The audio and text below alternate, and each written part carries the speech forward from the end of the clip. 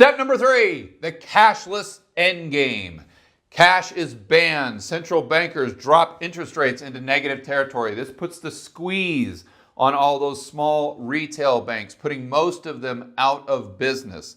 As a result, the real economy shrinks because small and mid-sized businesses, the backbone of economic growth, don't have access to funding. The average people look to the Fed and the government and say, "Oh, please protect us. We can't get ahead in the real economy anymore." They say, "No problem, there's a Fed put." So all of the average Joes take their resources and put them into the financial economy because now this is the only way that they can get ahead. So they bet on asset prices, speculation, and timing bubbles. So as the real economy is decreasing in size, the financial economy is increasing in size exponentially, making all of these bubbles bigger and bigger and bigger. The central banks know this. At some point in time, it all comes crashing down. When it does,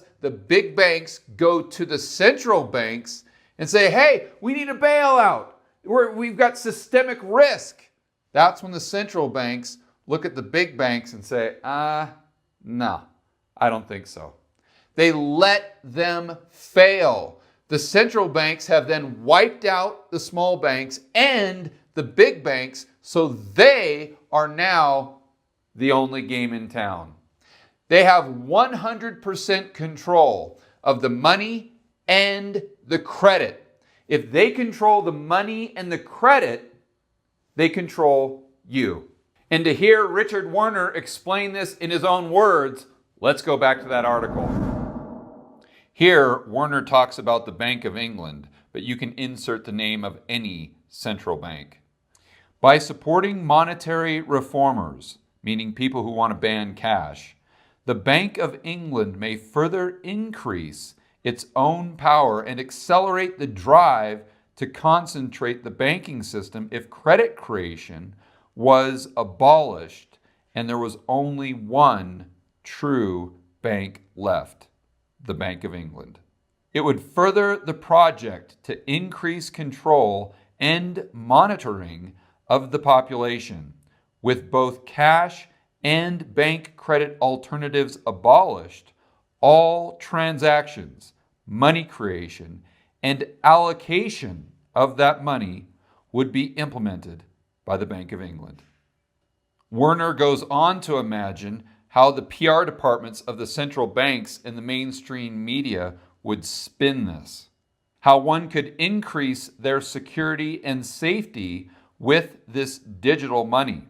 What if one loses one's direct debit card?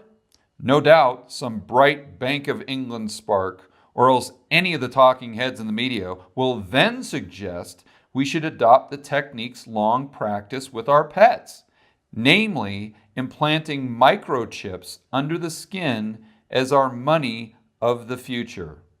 Whether this spells progress, readers need to decide for themselves. So a cashless society, negative interest rates, and central banks being the only banks left on the planet, and microchips implanted under your skin. Using the GO scale or the George Orwell scale, I want to hear what you think. Is this progress, dystopia, or 1984? I'll look forward to reading the comments below. For more